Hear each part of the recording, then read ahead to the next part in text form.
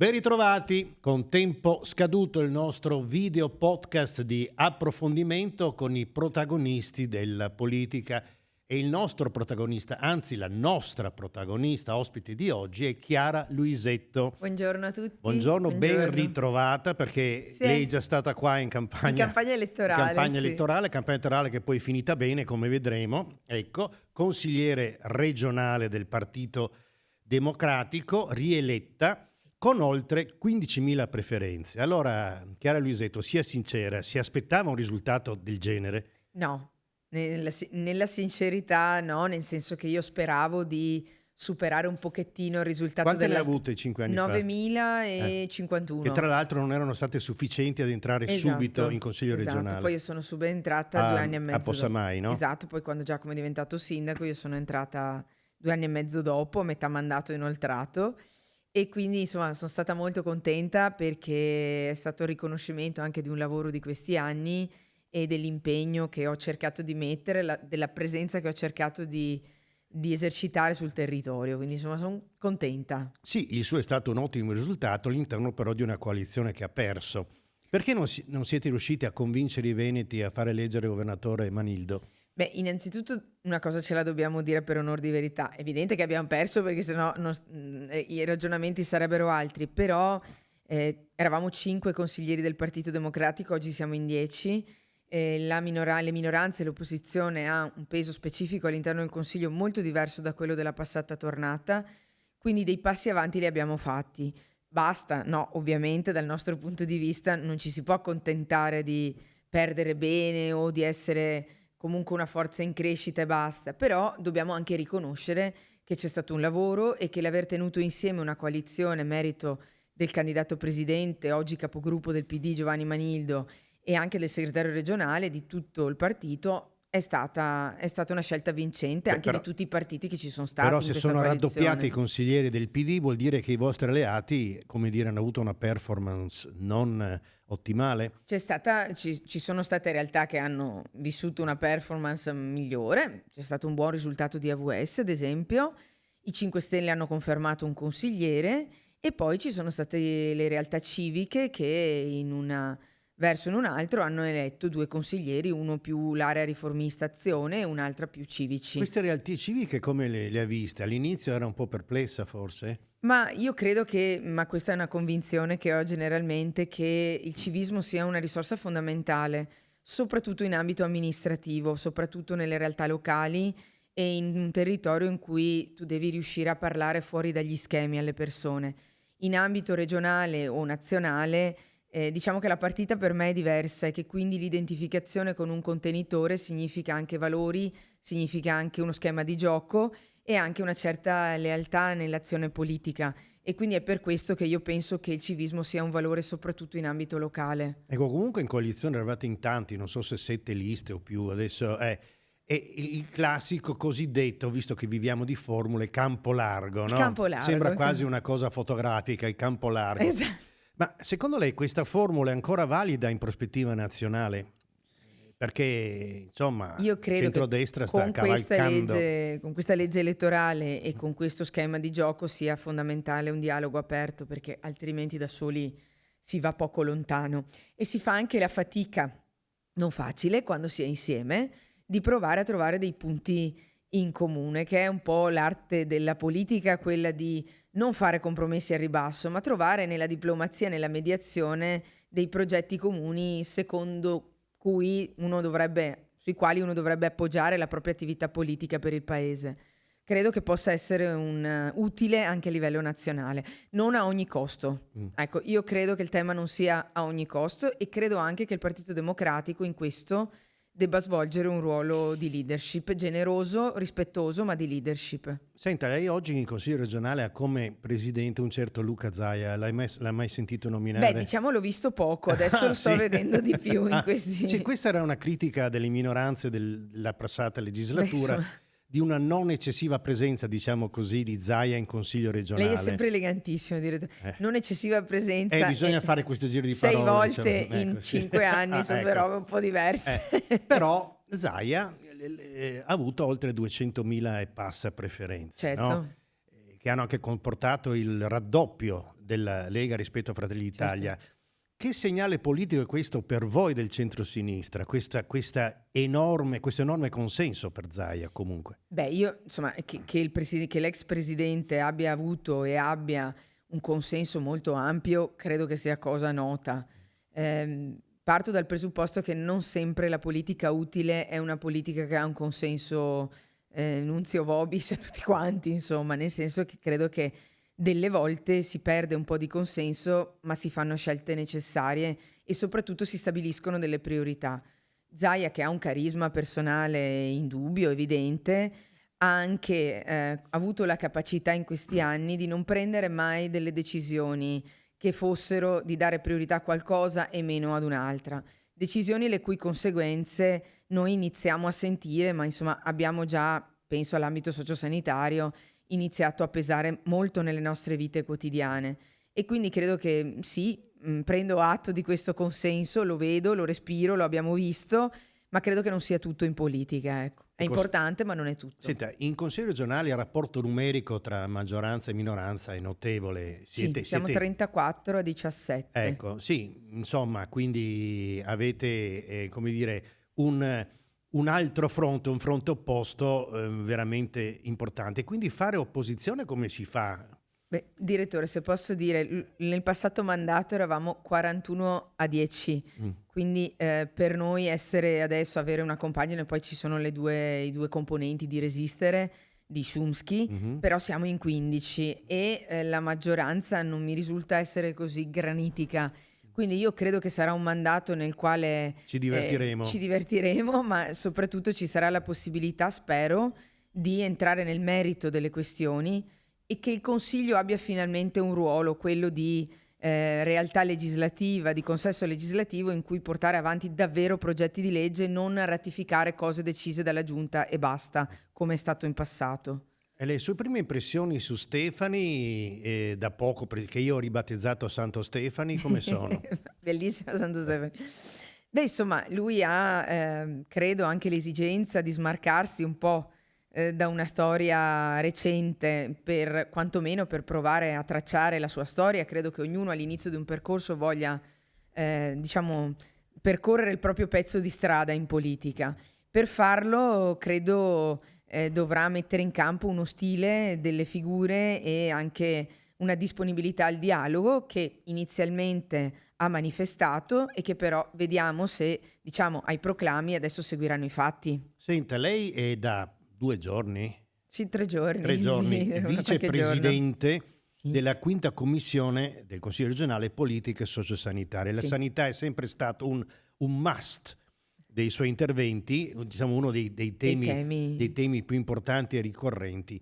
Ecco, Stefani ha nominato un tecnico, un cardiochirurgo importante, il dottor Gerosa, come assessore alla sanità. Lei come lo vede un tecnico su questa che è il settore più importante, non solo in termini di bilancio, della Regione Veneto? Allora, io credo che bisognerà vedere, diciamo, le prime azioni e come si porrà. Certo che essere un bravo dottore, un grande dottore come il dottor Gerosa non implica necessariamente essere anche un bravo politico. Le logiche, il campo da gioco è tutto un altro e non è detto che chi sa essere il migliore al mondo per un intervento a cuore aperto sappia anche poi gestire e organizzare una sanità che ha tanto bisogno di essere riorganizzata, non solo finanziata di più, ma anche riorganizzata. E questa non è una cosa, come dire, da medici, ma forse da politici, da manager, da medici, da tutto insieme. Certo che la sanità ha bisogno di cure e quindi forse da questo punto di vista non è neanche sbagliato. Ecco, una delle prime dichiarazioni del nuovo assessore, la leggo perché c'è un verbo quasi impronunciabile, è stata: dobbiamo reingegnerizzare l'organizzazione sanitaria. Secondo lei cosa ha voluto dire? Io penso che intenda quello che per anni noi abbiamo cercato di spiegare, cioè che la sanità deve essere riorganizzata e che non so se intende questo, io vorrei che intendesse questo, ecco, e che non può essere una sanità fatta solo di centri di eccellenza o di ospedali che ci invidiano, che sono fondamentali perché nel momento in cui hai il problema e hai magari un problema anche grande e serio, hai la necessità di trovare una filiera, una capacità di presa in carico seria. Però c'è un grande tema, che la maggioranza dei cittadini e delle cittadine del Veneto hanno bisogno di servizi di prossimità, vicini, di una sanità territoriale, di un'integrazione ospedale-territorio, che è quella che in questi anni progressivamente si è persa. Sono anche discretamente preoccupata perché l'ipotesi di riforma che vedo venire avanti a livello nazionale, che si concentra su questi ospedali di eccellenza, di elezione, che strizzano più di un occhio al privato, non vorrei influenzasse anche questa Però reingegnerizzazione. parlando di territorio, nella passata legislatura la Regione ha realizzato una caterva di ospedali di comunità e case di comunità che teoricamente dovrebbero essere le strutture intermedie tra il cittadino e poi l'ospedale per acuti, quello finale, insomma. È una storia fantastica questa, perché noi avevamo dei presidi territoriali che funzionavano ed erano i distretti e sono stati progressivamente svuotati per concentrarsi sull'eccellenza sui singoli ospedali. Questa cosa qua ha allontanato dal cittadino le risposte. Il PNRR, l'Europa ci ha detto: guardate che per avere una sanità efficiente ci vuole una sanità di territorio che funzioni, e allora via di case di comunità e di ospedali di comunità. Il tema non è tanto a questo punto i muri, che ormai per il 2026 dovranno essere finiti, perché sappiamo che il piano Sì, di non ripresa e sgarra, non resilienza sgarra. ci chiede la rendicontazione e ce la chiede sull'infrastruttura, sul muro. Il tema vero è adesso che modello ci mettiamo dentro. Esempio banalissimo, noi dovevamo avere una serie di obbligatorietà di cose in cui che trovo all'interno di una casa di comunità. L'infermiere H24, i medici H24, diagnostica. Il Veneto si è inventato questa cosa di alcune specialità, diciamo, alcuni elementi obbligatori e altri facoltativi.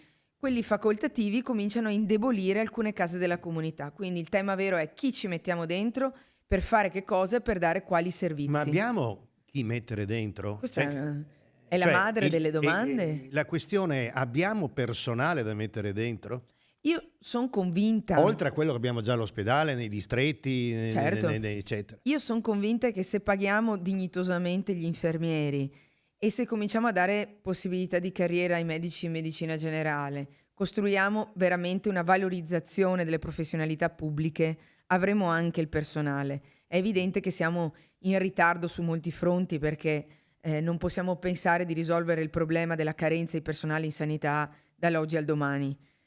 Credo anche che ci voglia un'assunzione di responsabilità e degli investimenti diversi, perché la media degli stipendi europei sugli infermieri ci mostra il perché tanti se ne vanno via. Dico gli infermieri, ma potrei parlare degli operatori sociosanitari, di tantissime figure dell'area sociosanitaria che rischiamo di perdere o che abbiamo già perso. Senta, però intanto notizia di questi giorni, non ho fonti diretta ma l'ho letta sulla stampa, e cioè uno dei primi provvedimenti dell'amministrazione Stefani è stato uno stanziamento di 18 milioni a favore della sanità privata accreditata per venire incontro al problema delle liste di attesa. E le liste di attesa si risolvono quindi foraggiando i privati? Intanto questi ho paura che saranno i primi 18 milioni, Mm-mm. perché poi con gli assestamenti di bilancio, lo abbiamo visto gli anni scorsi, siamo arrivati a 29-30 Si parla milioni di anche di euro. cifre in possibile aumento. Allora è un cane che si morde la coda.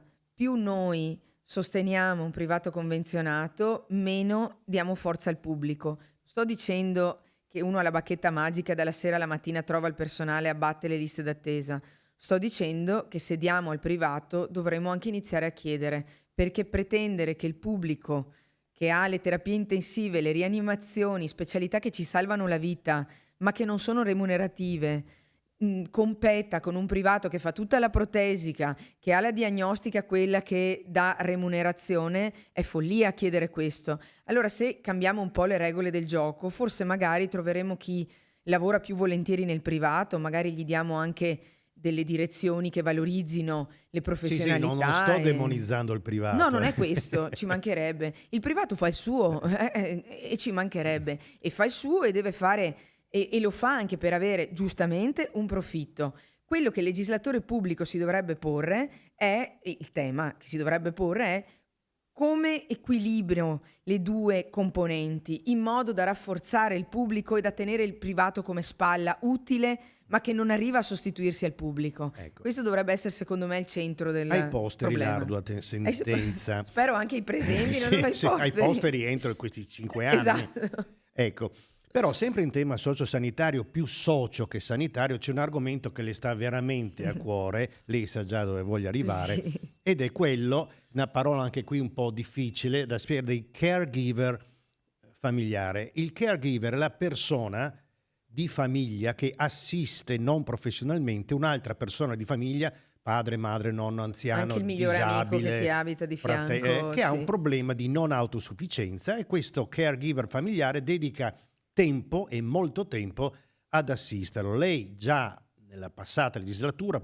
ha presentato una proposta di legge per la tutela e il riconoscimento del caregiver familiare. Adesso questo provvedimento sembra aver flashato la Lega, insomma anche Sulla via di Damasco. l'ex assessore Lanzarin, che ha detto che sarà una delle, che adesso comunque è Sì. in Discussione, commissione. sì. Lei Quindi, è presidente della commissione. e quindi sembra che qualcosa, ma ci torniamo dopo, perché nel frattempo il governo vi ha bruciato, diciamo, un po' sul tempo. No, vedo che lei già muove la testa, ma io appunto la sto Certo. provocando, perché pochi giorni fa, 12 gennaio, in Consiglio dei Ministri ha approvato il nuovo disegno di legge per il riconoscimento e tutela del caregiver, che adesso va in discussione prioritaria per l'approvazione al Parlamento. Certo. Ci sono varie misure, lei le conosce già, però insomma, tipo sussidio economico fino a 400 euro mensili erogati dall'INPS, poi riconoscimento giuridico, eccetera. Perché lei non sta danzando di gioia quando io le sto dicendo queste cose? Allora, intanto io distinguerei il lavoro da fare sul progetto di legge regionale da quello nazionale. Sì, ma parliamo intanto Però del- quello sì. nazionale ha una serie di problemi. Il primo è che è vero che c'è un contributo fino a 400 euro, ma è solo per i familiari conviventi, solo per chi svolge il lavoro di cura per 90 ore settimanali, con un ISE sotto i 15.000 euro e con un reddito personale di 3.000 euro.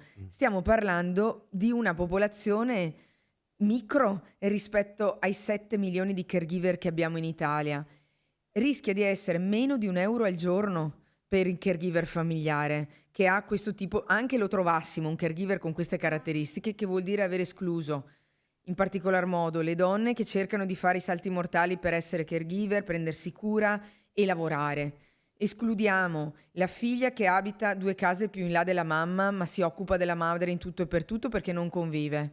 Escludiamo, tra l'altro è soltanto per la disabilità, quindi escludiamo gli anziani, la non Gli anziani ci autosufficienza.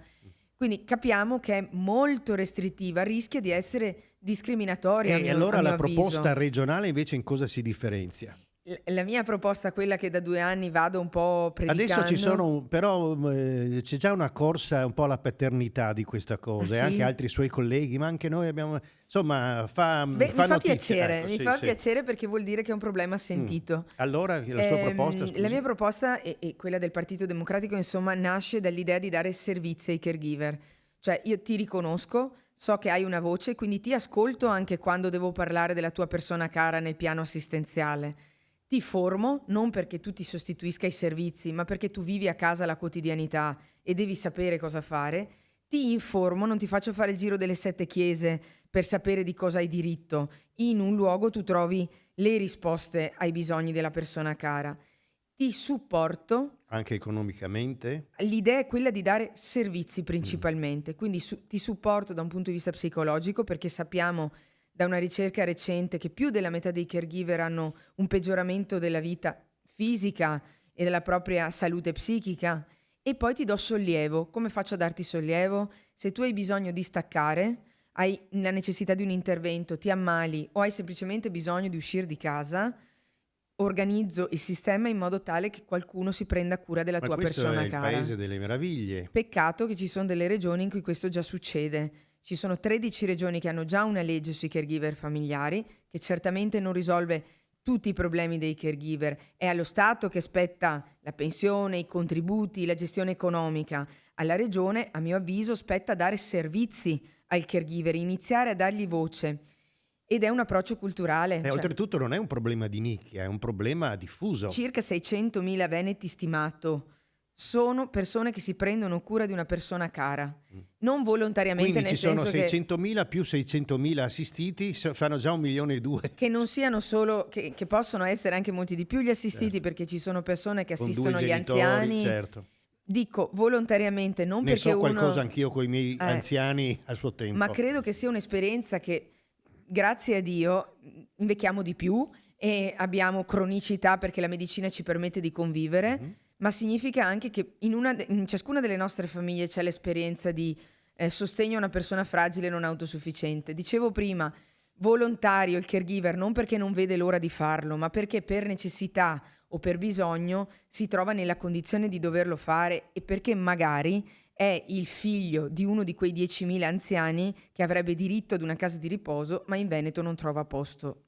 Ecco, poi c'è, ci stiamo quasi avvicinando alla mezz'ora, il Sì, tempo 20 vola, minuti. siamo a 20 minuti, abbiamo anche i nostri timer, eccetera, però naturalmente adesso la legislatura è appena iniziata, ma comincia a esserci un po' di bagarre, un po' di discussione, eccetera. Una notizia in questi giorni è l'annuncio di una sua interrogazione assieme al collega Dalla Pozza del Partito Democratico contro la proliferazione incontrollata dei grandi impianti agrivoltaici. Esatto. Ma allora l'anima ambientalista della sinistra dove va a finire? Ma l'anima ambientalista si ricorda anche che c'è della terra su cui coltivare, e magari ci sono luoghi come il Parco delle Rogge di questo territorio che dovrebbero essere preservati, il che non significa non investire nel fotovoltaico, nelle energie rinnovabili, però avere consapevolezza di dove viviamo. Un parco agrivoltaico come quello che si vuol fare sul Parco delle Rogge non solo sottrae un territorio enorme, ma mette in discussione davvero un'area da tutelare. Allora, per questo tipo di investimento noi rischiamo di mettere in discussione o di sottrarre a un territorio un'area preziosissima.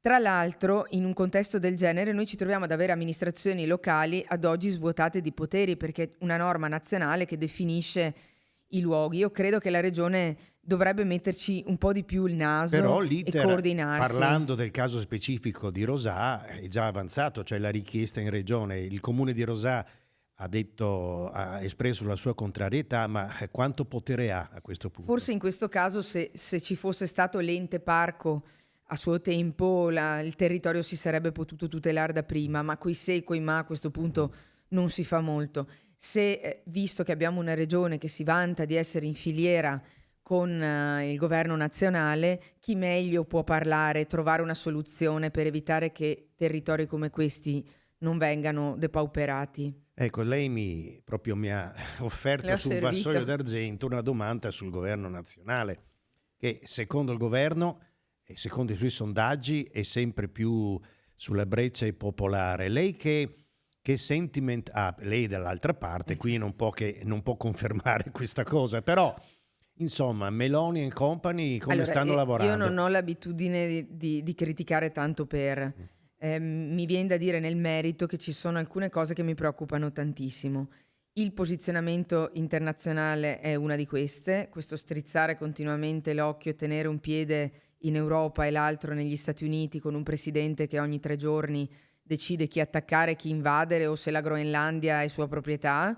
Tutto questo dà l'idea di un paese molto, cioè rischia di renderci fragili, e siccome è l'interesse nazionale, l'interesse europeo quello che va messo davanti a tutto, ho la sensazione che a volte lo si predichi ma non lo si faccia. Dal punto di vista interno, insomma, ci hanno ubriacato di promesse negli anni, dalle accise che dovevano essere tagliate ai blocchi navali che dovevano fermare l'acqua con le mani, ai centri in Albania. È successo di tutto in questi anni qua. Quindi credo che forse un po' più di sobrietà anche nelle dichiarazioni prima avrebbe aiutato ad evitarsi forti critiche dopo. Quello che pensiamo è che, e lo accennavo prima sul tema sanitario, l'idea di un paese per pochi, sempre per meno giovani, per pochi giovani che decidono di andarsene, ma anche per pochi in termini di se posso mi curo, se posso ho delle opportunità, se non posso permettermelo queste opportunità non sono per me, è l'idea di un paese che a me preoccupa molto in termini di sicurezza annunciata ma non realizzata e in termini di una sanità che, se va avanti questa riforma nazionale, rischierà di essere davvero per pochissimi. Tenga conto comunque che ci siamo fatti una bella lezione di geografia, perché abbiamo riscoperto tutti dov'è la Groenlandia. Abbiamo tutti iniziato centrale nei nostri pensieri quotidiani. No, È veramente. vero. Anche gli esperti dei social adesso sono tutti dei groenlandologi. Una settimana prima erano venezuelanologi. Esatto, Insomma, adesso perlomeno facciamo un giro e prima della fine di sto mandato di sorridiamo, Trump, sorridiamo un po', perché in per non realtà piangere. c'è poco da sorridere. Adesso, cara Luisetta, al di là della sanità e del sociale, mi dica 2 temi su cui lei vuole battersi in questi anni. Beh, insomma, Oltre sanità oltre sanità e sociale ci sono caregiver, altri liste 2 d'attesa, temi a eccetera. cui tengo Proprio 2? particolarmente. Non lo sapevo, gli ho Io- detto 2 per caso. Io sono anche in commissione lavoro, formazione, e quindi credo che una delle cose principali da fare sia provare a ricostruire una strategia di incrocio lavoro, domanda e offerta, in particolar modo sulla formazione, quella professionale, che ha molto a che fare con le competenze regionali, provando a tornare ad essere una regione per giovani. Quest'idea di incrociare domanda e offerta, di dare opportunità alle giovani teste che se ne vanno non tanto all'estero, ma abbiamo visto gli ultimi dati anche in regioni vicine a trovare altre opportunità, dovrebbe avere molto a che fare con l'attrattività degli investimenti su come si fa impresa nel nostro Sa cosa territorio. vedi? Perché io, se fossi un politico di centrodestra, Sì. perché non l'avete fatto quando la sinistra era al governo? Perché in regione abbiamo mai Parlo governato. no, nazionale. No, a livello io Sì, parlo... no, ma in generale, No, certo, perché queste capisco. condizioni sono quando la sinistra era al governo? Intanto non abbiamo mai governato da soli da un sacco di tempo, ecco, sì, quindi sì, le sì. mediazioni sono sempre state foriere di limiti anche necessari. Mhm. Però credo che a livello regionale un'attenzione alla formazione e al lavoro, gli ITS funzionano per Certo. esempio, quindi non sto dicendo che va tutto male. Dico solo che non si può più pensare da un lato che i ragazzi restino perché sono affezionati al Veneto e non trovano opportunità, e che le imprese si arrangino da sole. Un po' di regia regionale, di strategia industriale che dia spinta all'innovazione, soprattutto delle microimprese, va messa in atto. E l'altra Questo è cosa, il primo, è appunto il e secondo. l'altra cosa velocissima, è tutto il tema della tutela ambientale. Abbiamo un grande tema che è quello dei PFAS, che si è allargato dalla zona rossa e ha camminato in giro per la provincia, e credo che oltre allo studio epidemiologico che dopo 9 anni pare che finalmente parta, bisognerà davvero attuare una strategia, un cambio di passo culturale su quello Bisogna che anche è. cambiare il sistema produttivo, perché i PFAS sono ovunque. Sì, gradualmente. Io credo che gradualmente ci si Parlo poteva della già... produzione industriale. Ma certo, si poteva già iniziare questo percorso, lo si è fatto con l'Eternit. Io da piccola giocavo sulle tavolette di Eternit che spiegavano alle fabbriche di ceramica e ai lavoratori non avrebbero creato nessun problema alla salute. Se si è fatto lì, sappiamo oggi e da un po' la pericolosità dei PFAS, si può fare anche qua. Bene, Chiara Luisetto, la prima cosa che farà la settimana prossima in regione qual è? Beh, intanto abbiamo la prima commissione sociosanità che si insedia e abbiamo la relazione sociosanitaria da vagliare, e quindi iniziamo da qua. Quindi Il si mare parte magnum. proprio dalla sanità, quindi parte si da qua. parte alla grande. Grazie Chiara Luisetto per Grazie. essere stata ospite di Tempo Scaduto. Il tempo è scaduto. Grazie a lei per la sua disponibilità e grazie a voi per la cortese attenzione. Alla prossima.